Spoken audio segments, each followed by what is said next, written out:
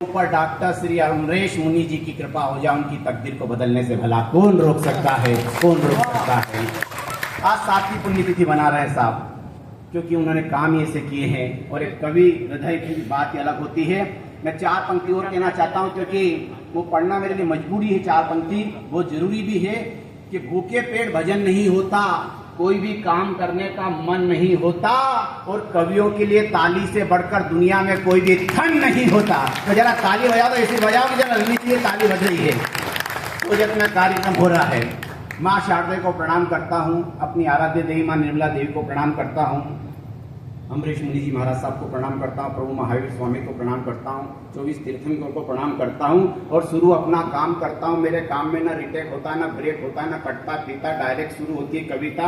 मेरी कविता में न लालू होता, न चालू होता, न आलू होता, न रताड़ू होता, न लाबेन होता, न बूस होता है। मेरी कविता में हर प्रकार का रस होता है, जिसे पी के बच्चा बूढ़ा हर कोई खुश होता है। तो आप भी खुश हो जाइए, मुस्कुराइए, इलू इलू गाइए, तो आपके दिल की कली खिल जाएगी, कुंवारों को बीवी मिल जाएगी, और शादीशुदा की बीबी रोज दर्द होने पे झंडू बाम लगाएगी।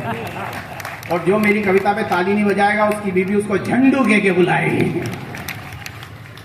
मातृशक्ति के बारे में, आपके बारे में कुछ नहीं कहूँगा। महिलाओं से मैं बहुत डर लगता है। 600 किलोमीटर यूं ही आ गया हूँ मैं पत्नी को छोड़ करके। महिलाएं हमारे देश की आन है, बान है, शान है, महान है, माँ है, बहन है, बेटी है, दादी है। अरे ये है तो सब कुछ है, वरना हर आदमी राहुल गांधी है। आप मुझे में कोई ज्ञान की बात करूंगा। पुरुष का क्या है महावीर जी? सीसी भरी गुलाब की पत्थर पे फोड़ दूं और दूसरी मिल जाए तो पेली को। देखो महावीर जी ने भी बोल दिया। भाभी जाइए साथ में। बहुत बढ़िया है, बहुत बढ़िया। वाह भाभी जी, देख लो ये हालत है अभी, है ना। सारा प्रतिक्रमण बेकार हो गया अपना। लेकिन ठीक है, ये तो मस्ती की बात है। लेकिन 4 पंक्ति पढ़ता हूँ कि इस महंगाई के युग में बहुत कठिन है जीना। अच्छे अच्छे रुस्तमों का निकल जाता है पसीना, और जो बीबी के होते हुए भी हंसले मुस्कुरा ले, समझ लो उसी आदमी का 56 इंची सीना। तो अपने आज के मोदी जी यही है भाई साहब।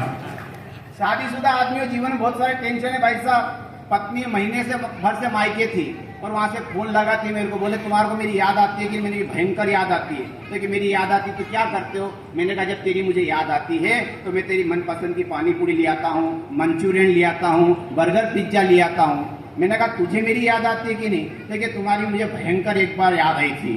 तो मैंने कि जब याद आई थी तो तूने क्या करा? कि मैं भी तुम्हारी मनपसंद की 30 नंबर बीड़ी पी लेती हूँ। ये प्यार है भाई साहब। तब कहना चाहता हूँ कि शादी से पहले आदमी का चेहरा रहता खिला खिला। कोई कहता उसे खर्चीला, कोई कहता शर्मिला, कोई कहता रोबीला, मगर शादी के बाद बीबी ऐसा धोती है, ऐसा निचोड़ती है, ऐसा झटकारती है कि पजामे जैसा हो जाता ढीला ढीला। सूझ नहीं पड़ती बाप रे को करना क्या है। पीछे वाले तो लगता है जैसे सुंदरकांड सुनने के लिए आया हूँ। और 4 पंक्तियां पढ़ता हूँ। मातृशक्ति इधर जो बैठी उनसे भी निवेदन है कि इधर बाहर आ जाए, थोड़ा दिखेगा तो आपको भी अच्छा लगेगा। कुर्सी सहित आ जाए, नहीं तो नीचे आके बैठ जाए। ये मत सोचिए कि जमीन पर बैठने से कपड़ों की हालत अजीब होगी। अरे ये सोच कर बैठ जाइए, कम से कम वतन की मिट्टी नसीब होगी। बहुत बढ़िया साहब। तो 4 पंक्ति पढ़ता हूँ कि किसी ने वतन के खातिर जान दी, तो किसी ने मोहब्बत के खातिर जान दी, मगर मेरे एक दोस्त ने तो इसलिए जान दी क्योंकि उसकी बीवी ने बासी बनियान में चाय छान दी। ये तो घटना हो जाती है। और 4 पंक्तियां कि किसी ने वतन के खातिर जान, किसी ने पंजा जिता दिया तो किसी ने कमल खिला दिया। कई नेताओं ने चुनाव जीतकर अपना वादा भुला दिया, और मेरी बीबी की महानता की क्या तारीफ करूं। उसने तो नाग पंचमी के दिन एक नेताजी को ही दूध पिला दिया। नेता क्या भाई साहब, आपके बारे में कुछ भी नहीं कह रहा है। यानी नेता लोग टेंशन में आ जाते हैं भाई साहब। ऐसे नेता लोग बड़े हाजिर जवाबी होते हैं। एक बार एक हवाई जहाज के अंदर आग लग गई। उसमें टोटल 4 लोग थे, एक पायलट, एक नेताजी, एक स्कूल का बच्चा और एक स्कूल का मास्टर। पायलट ने कहा मेरे पास 3 पैराशूट है, आप फटाफट बांध के कूद जाओ। सबसे पहले नेताजी कूद गए, फिर स्कूल मास्टर कूद गया, और वो बच्चा बोला पायलट अंकल अपन दोनों भी कूद जाएं। तो पायलट बोला बेटा पैराशूट तो अपने पास एक ही बच्चा है। तो बच्चा बोला अंकल ऐसा है, वो नेताजी जल्दीबाजी में मेरे स्कूल का बैग बांध के ही कूद गए। तो ये होती स्थितियां भाई साहब। तब कहना चाहता हूँ 4 पंक्तियां पढ़ता हूँ, ये मातृशक्ति को विशेष रूप से समझ में आएगी। अच्छी लगे तो ताली बजाना। कि मेरी बीबी मायके का गुण गाती है क्योंकि वो साड़ी मायके से ही लाती है, मेरा गुण जरा सा भी नहीं गाती जबकि फाल मेरे पैसे से ही लगवाती है। हाँ नहीं भाई साहब, महावीर जी धोखा जी बैठे हुए हैं, बहुत बढ़िया। देखो धोखा जी ऐसा मायके से पत्नी आती है, साड़ी लेके आती है, बोले देखो मेरे भाई ने साड़ी दिलाई 1000 रुपए की, तुमने क्या दिलाया। फिर साड़ी का मैचिंग शुरू होता नीचे से लेके ऊपर बक्कल तक, और वो 1000 रुपये अपनी जेब के और 2000 रुपये की ड्रेस पहन के निकले तो फिर एक नया टेंशन, आदमी मैचिंग नहीं हो रहा है, अब वो बाबड़ा दूसरा कहां से लेके आओ। तब जाकर के मैंने मेरी पत्नी से कहा कि वो शर्मा जी की मिसेस तेरे से ज्यादा पढ़ी लिखी है, समझदार है, इंटेलिजेंट है, फिर भी वो सीधे पल्ले की साड़ी पहनती है और तू उल्टे पल्ले की साड़ी पहनती है, क्यों। तो पत्नी ने कहा तुम्हारे दिमाग में छोटी सी बात भी बड़ी देर से उतरती है, क्या तुम्हारी अक्कल घास चरती है। अरे समय के साथ खुद को बदलना पड़ता है, वक्त और हालात को समझना पड़ता है, सीधे आदमी के साथ सीधे और उल्टे आदमी के साथ उल्टे पल्ले की साड़ी को पहनना पड़ता है, पहनना पड़ता है। ये स्थिति है भाई साहब। मैंने तो स्कूल चलाया नेताजी, बेचना पड़ा। आजकल के बच्चे ऐसे हो गए, पता ही नहीं चल रहा कि पैदा हो रहा है कि डाउनलोड हो रहे हैं। हाँ इतना खतरनाक बच्चे हो गए। मैंने स्कूल में बच्चों को खड़ा करा, मैंने कहा बेटा ये बता, लड़की में छोटी की मात्रा लगती है बड़ी की मात्रा लगती है। वो बोला पहले लड़की दिखाओ, छोटी हुई तो छोटी की मात्रा लगाएंगे, बड़ी हुई तो बड़ी की मात्रा लगाएंगे। मैंने मेरी औलाद से पूछ लिया कि बेटा खोज और आविष्कार में क्या अंतर है। तो कि पापा आप ढूंढ ढांड के मम्मी लाए आपकी खोज और मैं पैदा हुआ ये आपका आविष्कार है। ये बच्चे हो गए। मैंने कहा तेरा रिजल्ट आने वाला तो क्या हुआ। तो कि शर्मा जी का छोरा फेल। अरे मैंने कहा रिजल्ट तेरा पूछ रहा था कि वर्मा जी का छोरा फेल। मैंने कहा रिजल्ट तेरा पूछ रहा था कि विधायक का छोरा फेल। मैंने एक दी झापट खींच के बोला पापा तुम्हारे में अक्कल कब आएगी। मैंने क्यों कि शर्मा जी का छोरा फेल, वर्मा जी का छोरा फेल, विधायक का छोरा फेल, तो तुम कोई देश के राष्ट्रपति हो जो तुम्हारी औलाद पास होगी। अरे मैंने कहा पड़ोस की संगीता को देख, फर्स्ट डिवीजन पास हुई है। वो बोला उसका तो नाम मत लेना, उसको देखने के चक्कर में तो फेल हुआ हूँ। ये बच्चे भाई साहब। तब जाकर के 4 पंक्तियां पढ़ता हूँ दादा नागौरी साहब कि जो प्यासे की प्यास ना बुझा सके वो सागर किस काम का, जो अपने मालिक को बर्बाद कर दे कर्मचारी व नौकर किस काम का, और तुम्हारे आशियाने में ऐसो आराम के बेशकीमती सामान रखने की जगह है, अगर माँ बाप को रखने की जगह नहीं तो वो घर किस काम का, वो घर किस काम का, वो घर किस काम का।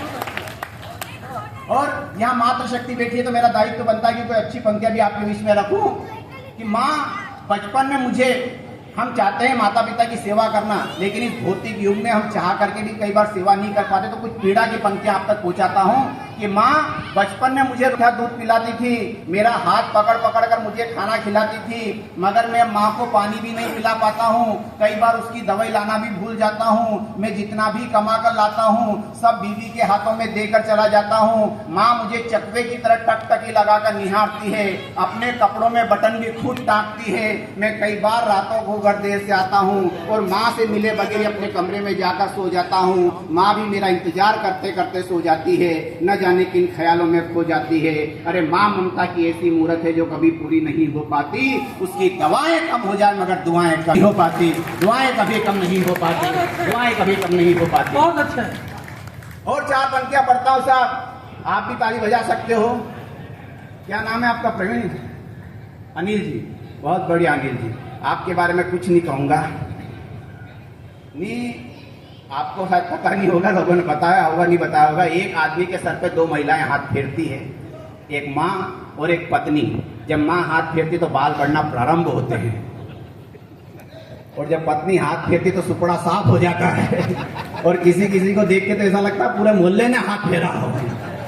अच्छा फिर भी अनिल जी आपके तो इतनी खेती बाकी है, एक के तो बिल्कुल भी नहीं थे, जरा सपाचट हो रही आप। और पत्नी के पास में गया और पत्नी से बोले बिना कलर का टी-शर्ट पहन के कि आज मैं कैसा लग रहा हूँ। पत्नी ने कहा तुम आज ऐसे लग रहे हो, ऐसे लग रहे हो जैसे फटे मोजे में से अंगूठा बाहर आ गया हो। ये स्थिति है। तो जिंदगी में कभी खुशी होती है तो कभी गम होता है, ताली वही बजाता है जिनके हाथों में दम होता है। तो जरा दम हम दिखा दो भाई।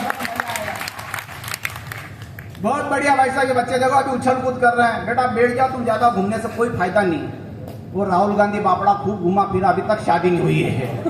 हाँ लड़कियों की बड़ी कमी है, मेरे को सारी बातें बतानी पड़ेगी। और फिर कुंवारे आदमी की क्या स्थिति होती है नेताजी। रात को कमरे में राहुल गांधी बेचारा पूरा देश घूम ले, अमर कंटक से लेकर अटक से लेकर कटक। तो फिर रात को जब अपना दरवाजा लगाता तो रात के 10 बजे के बाद कुंवारे आदमी को एक ही गीत याद आता है, मेरा जीवन कोरा कागज कोरा ही रह गया, जो मिला था बाप दादा से मोदी संग बह गया मेरा जीवन। तालियां बजाओ। अपन पत्नी पीढ़ी का आदमी, थोड़ी सी तो इज्जत रख लो अपनी। हाँ, बहुत सारे टेंशन है साहब। कुछ पंक्तियां पढ़ता हूं कि मैंने पत्नी से कहा कि मैं पति की जगह गणपति होता तो कितना अच्छा होता। आप पता नहीं, आपकी चाल से, ढाल से, गाल से, जेब में फंसे रुमाल से ऐसा लग रहा है जैसे आज ही आया अपने ससुराल से। ससुराल भी यही है, बहुत बढ़िया है। साला जी मूछ वाला बहुत बढ़िया, अपन ने कटवा ली है। रोज रोज झुकने से अच्छा भाई साहब कटवा लेना चाहिए। मैंने भी कटवा ली, पहले मैं भी बड़ी बड़ी रखता था। और महावीर जी को अच्छी तरह से पता है, पहले ठाकुर लोग ऊंची ऊंची मूछ रखते थे। देखिए कि ठाकुरों के ऊपर मूछ, उनकी मूछ देखी थी ना बेटा? छोरों ने देख रखी है, फोटो में देख रखी है। हाँ, तो मूछे रहती है ऊपर की तरफ और बट देते थे। उनकी मूछों को देखो और घड़ी के कांटे को देखो, ऐसा लगता 8:10। अब इनकी देखो साले साहब की मूछ, तो ऐसा लगता है जैसे 8:20 हो रहे हैं। किसी की सीधी सीधी रहती है, ऐसा लगता है 9:15 बज रही है। और कोई जरा सी बीच में रखते हैं, उनके लगता है ऐसा कि 12 बजी घड़ी की। और हमारे को देखो तो घड़ी में कांटे नहीं पर भन्नाट चल रही है। ये स्थिति है भाई साहब। तो आइए साहब, कुछ अच्छी पंक्तियां आपके बीच में रखने की कोशिश करता हूं। मुझसे कहा गया कि मालवी की कविता सुनाना, क्योंकि मैं मध्य प्रदेश से आया हूं और मालवा और राजस्थान की भाषा में ज्यादा अंतर नहीं है। ऐसे मेरा सौभाग्य ये है कि यहाँ रोहिड़ा गांव है, स्वरूपगंज के पास में, वहीं से हमारे पूर्वज निकले हैं। मामा का गांव उदयपुर है, तो ये यहाँ की भाषा में, वहाँ की भाषा में ज्यादा अंतर नहीं है। तो आइए मैं आपको मालवी भाषा की कविता सुनाना चाहता हूँ। एक बार जोरदार ताली बजा करके मुझे बताइए।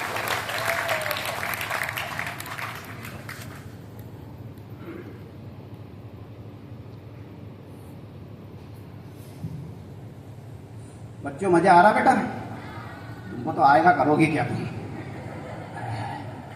बहुत बढ़िया लगी भाई साहब। वास्तव में महावीर जी, धोखा जी, आजकल के बच्चे इतने खतरनाक। में सज्जन के घर पे गया, वो सज्जन नहीं मिला, उनका बच्चा मिला। तेरे पापा कहाँ गए? तो क्या वो तो गए सम्मेत शिखर। मैंने तू नहीं गया? तो क्या नहीं गया। मैंने कहा अच्छा तेरे पिताजी का पूरा नाम बता। वो अकड़ के बात करी, तो मैंने कहा तेरे पिताजी का पूरा नाम बता। पूरा नाम का मतलब क्या होता? अपना नाम, बाप का नाम और सरनेम। जैसे मेरा नाम है कमलेश सत्यनारायण दवे। मैंने कहा तेरा पूरा नाम बता। वो बोला मेरा पिताजी का पूरा। मैंने कहा तेरे पिताजी का पूरा नाम बता। वो बोला मेरे पिताजी का पूरा नाम है 5G network full talk time. मैंने ये कौन सा नाम हुआ? तो कि हाँ। मैंने इसका मतलब क्या होता है कि पापा जहां भी जाते हैं बड़ा नेटवर्क मिलता है, खूब इज्जत होती है। घर में घुसते हैं, नेटवर्क बिल्कुल नहीं मिलता, मम्मी जरा सी भी इज्जत नहीं करती है। अरे मैंने कहा गजब हो गई। मैंने कहा तेरे ताऊ जी का नाम बता। बोले आइडिया। मैंने क्या मतलब कि आइडिया देते देते काम कुछ नहीं करते, सब हमें करना पड़ता है। मैंने कहा तेरे अंकल का नाम वाईफाई। मैंने वाईफाई का मतलब कि मुआरे हैं, दूसरे का ही नेटवर्क देखते रहते हैं। और मैंने कहा गलत फंस गए अपन तो आज। मैंने तेरी मम्मी का नाम बता। रेडियो मिर्ची FM, दिन भर बकबक ही करती रहती है। मैंने तेरी बहन का नाम मेमोरी कार्ड। मैंने क्या मतलब कि दिन भर गाने ही सुनती रहती है। मैंने कहा तेरी दादी का नाम बता। बोले वाकी टाकी। मैंने ये क्या होता है कि एक मोहल्ले से दूसरे मोहल्ले जाती है, इससे ज्यादा रेंज नहीं मिलती है, लौट के वापस घर आ जाती है। और मैंने कहा गजब हो गई। मैंने कहा तेरी दादी का नाम, मैंने तेरे दादाजी का नाम बता। बोले लैंड लाइन। मैंने क्या मतलब कि डबले की तरह घर में ही पड़े रहते हैं, कहीं जाते ही नहीं है। मैंने कहा तुम्हारा नाम? तो कि हमारा नाम डाउनलोडिंग। मैंने क्या मतलब कि कोई भी आता झापट टिका के चला जाता, घर में कोई इज्जत ही नहीं है यार हमारी तो। और मैंने कहा यार क्या करूं? मैंने तो ताई जी का नाम बता। बोले सिटी चैनल। मैंने क्या मतलब कि पूरे शहर का समाचार रहता, कौन कब कहाँ किससे बात कर रहा है। मैंने कहा तेरी आंटी जी का नाम बता। बोले ब्लूटूथ। मैंने क्या मतलब कि पेट में कोई बात टिकती नहीं, इधर की बात उधर 2 मिनट में ट्रांसफर। आखिरी का जवाब अच्छा लगे तो कुछ जवाब आपका आना चाहिए यहाँ तक। मैंने कहा पड़ोस की छत पे जो आंटी जी कपड़े सुखा रहे उनका क्या नाम है? वो बोला मेरी मम्मी कहती है पापा का रिचार्ज वाउचर है। पापा इसी को देख करके मुस्कुराते और अपन ढंग से ताली नहीं बजा रहे भाई साहब, तब जा करके कहना पड़ता है। अब सुबह सुबह घरों में मंत्रों के जाप नहीं मिलते, अब सुबह सुबह घरों में मंत्रों के जाप नहीं मिलते, उजले कपड़ों में भी लोग निष्पाप नहीं मिलते, और मिलने को तो लोगों के घरों में कुत्ते मिल जाते हैं, मगर जो सर पे हाथ रखे वो माँ बाप नहीं मिलते, वो माँ बाप नहीं मिलते, वो माँ बाप नहीं मिलते। तो मैं एक मालवी की कविता सुना देता हूँ। मातृशक्ति आपकी तालियां थोड़ी सी और तेज कर लेना।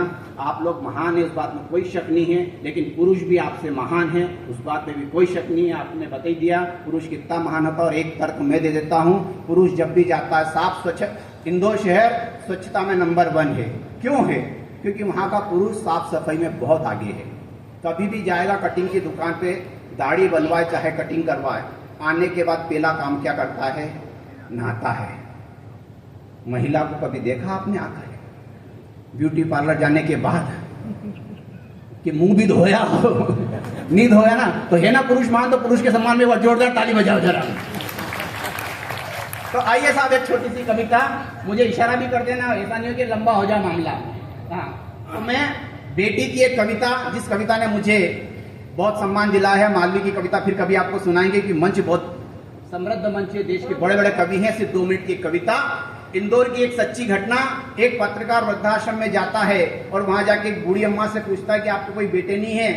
तो पत्रकार ने जब ये पूछा तो उस माँ ने कहा कि मेरे तो 4 बेटे हैं, एक लंदन में डॉक्टर, उसकी पत्नी डॉक्टर, एक बंबई में, एक दिल्ली में और इसी शहर में व्यापार करता है। तो फिर पत्रकार ने कहा, माँ आप वृद्धाश्रम में क्यों रहती है? माँ का जवाब 2 पंक्ति में अच्छा लगे तो आशीर्वाद देना।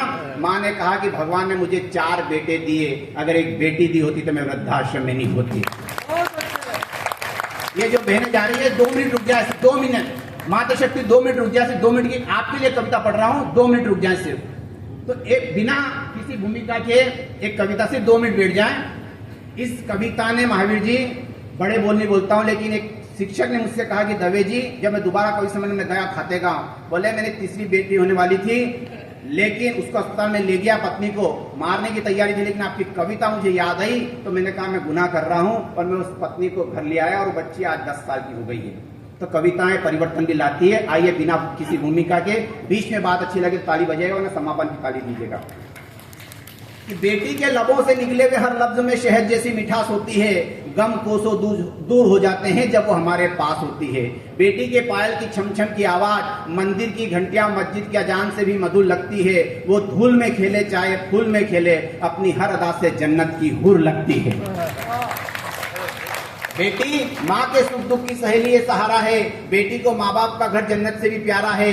बेटी पाने की सबको चाहत होती है, जबकि बेटी एक पराई अमानत होती है। विधाता ने जब पहली बार किसी बेटी को बनाया होगा, मानव के निर्माण के लिए इस धरा पर छोड़ने आया होगा, उस दिन विधाता भी सारी रात नहीं सोया होगा और बेटी की जुदाई में फूट फूट कर रोया होगा।